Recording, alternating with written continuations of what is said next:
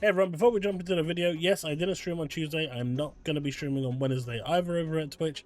My next stream will be on Thursday. I just need to get the packing done because we need to be out of this property by Saturday, basically. So, you know, I have to prioritize that over everything else. But, that aside, expect to stream on Thursday and I hope to see all of you there. Bethesda has released this tweet. Thank you for making Doom: The Dark Ages the biggest launch in ID's history. 7 times faster to 3 million players than Doom Eternal. That is the Game Pass effect.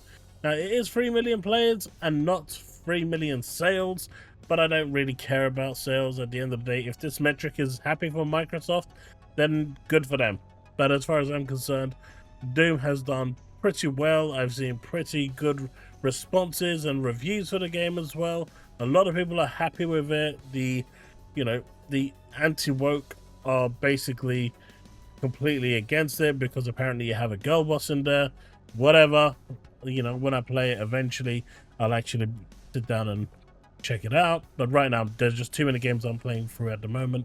And with the moving happening, it's really just lopsided anything I'm able to do. But congratulations to Bethesda for getting, and id Software in particular, for managing to get those 3 million players. Don't forget, this includes PC, PlayStation, and Xbox, of course, not just Xbox.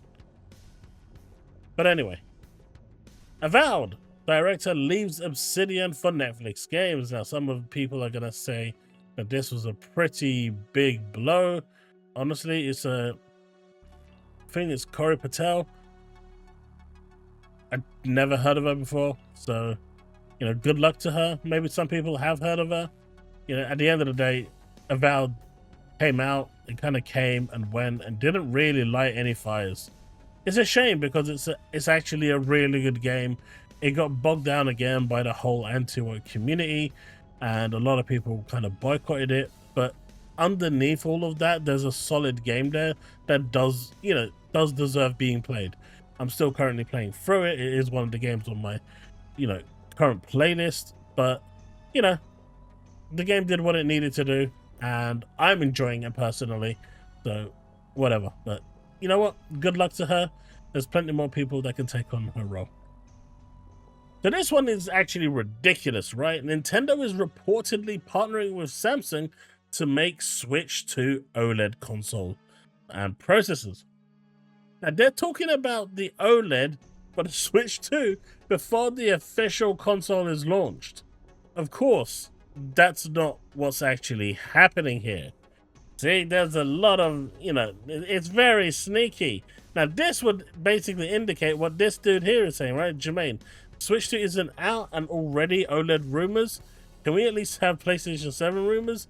But, this is the part that actually, this just shows how much Insider Gaming is struggling to get people to click on the actual articles, that they have to actually lie about what they're posting. And this is I stand by this. That is a completely misleading tweet. The report says that Samsung is hoping to provide OLED panels if Nintendo ever does a Switch 2 refresh. There are no reports yet of any intention to actually make a Switch 2 OLED. So they're saying, hey, if you want to make a Switch to OLED, we can actually provide you with those OLEDs as being Samsung. But this article here says that reportedly they're partnering up. There is no such thing. This isn't even clickbait. This is factually a lie. And if you have to, when I first read this, I thought it was funny. But Insider Gaming, shame on you for actually stooping to those levels of clickbaity lying just to get people to click on it. It just means that I don't want to click on your articles anymore.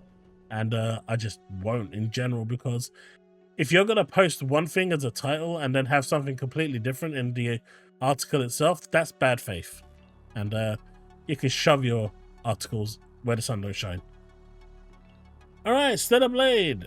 Yes, we're back here again. Stella Blade sequel reconfirmed by Shift Up as plan of their IP strategy. Project Witches will be their first multi-platform game, mobile, PC, consoles, planned to be released in 2027. And as you can see from this, you've got Stella Blade for the console release. Then you've got the user acquisition retention, market, platform strategy, platform expansion, which goes to PC. And then you've got the sequel, and of course, I am covering it a little bit, but this is Project Witches with the red box, and 2027 is just a bar that shows nothing. So it's clear that the sequel is actually a thing and is coming, which is very, very good because I really enjoyed this game. And for those of you that want to check out at least a snippet of some of the new outfits that are coming in this new update for the PC release, this is one of the outfits that you can actually unlock. It actually looks pretty damn good. First look at the Aqua Pearl outfit coming in the next Stella Blade update. It looks pretty awesome. And it's not overly revealing, and I think it looks classy as well. So, thumbs up from me. Alright, next we come up to this guy. Him Sweetie decided to come out and say something. You know, he's usually causing controversy over the internet, but this one was a special one. Borderlands 4's boss Randy Pitchford responded to fans' requests not to price the game at $80. He said, "It's not my call," which it 100% is not his call, and it's 100% not his call as he is CEO of Gearbox. 2K are the publishers and they dictate the price. That's where he should have stopped, right? That's where he should have stopped, but he did not, because this is Randy Pitchford and he has to say stuff just to piss people off. And then when people get pissed off, he gets even more irate and then starts to go at them. This is why some people just shouldn't have access to their social media accounts. If you're a real fan, you'll find a way to make it happen. Now, what he's saying here isn't technically wrong, but it's just, there's a time and a place to make this statement. This wasn't it. Especially when people were coming at him and saying, dude, make the games cheaper than 80 quid. Then he starts talking about how on the Mega Drive he bought his game for $80 back in 1991 when cartridges were more expensive to manufacture, the production cost was higher, the volume of sales was lower, the medium was more expensive. So there's a lot of factors to actually play into this between 91 and where we are now, and the mediums and the volumes of sales and everything. So no, what he's saying, you know, that argument that they keep using is a fool's fallacy. It doesn't work and no one wants to hear it. But he decided to come out, stick his foot in it, and well, the community has decided to go and rally right against him. Some good stuff now. Sea of Stars, Throes of the Watchmaker reviews are in, and this is free DLC for Sea of Stars. I really need to play this because apparently it's just phenomenal. But if you look at it, OpenCritic, it's at 93 and Metacritic is at 90. I don't really care about Metacritic, I'm more interested in Open. 93 is pretty damn good, and you can see all the scores that are coming in. Great stuff.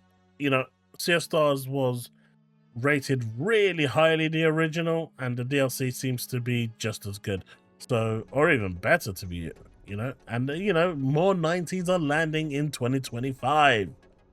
Okay, Blades of Fire has also had its review scores, and though we have some really high ones up here, we start to get some lower ones down low, and as you can see, IGN gave it a 5. Metacritic score again is at 75. OpenCritic is at 72, and that's really the one I care about. So it seems to be an average game, so for those that are looking for an experience, this might be something you're interested in. But chaps, if you've made it this far, do consider leaving a like, hitting that subscribe button, hitting that bell to stay up to date with all content I release. But you know what, folks? Just like Bethesda and id Software are thanking you for 3 million players, I'm thanking you for watching this video. And if you are enjoying it, do consider hitting that like button, subscribe, leave a comment, and hit that bell to stay up to date with all content I release. It really means the world to me. But that's the video, folks. If you want to support the channel further, you can hit that super thanks underneath the video or become a YouTube member. But the cheapest and easiest way to support me is by hitting that like button, subscribing, hitting that bell to stay up to date with all content I release, leaving a comment. It really helps the YouTube algorithm. 60% of you are not subscribed, but you're returning viewers, and I appreciate that. But if you could subscribe, that would help me greatly with exposure, getting the channel, you know, exposed out to more people. Well, that's it. 3 million players for Doom: The Dark Ages. It's far from a flop from what people are saying. The game is doing well, and I expect that to continue rising as the weeks go on. But folks, that's the video. Thank you so much for watching, and I'll see you in the next one. Remain legend.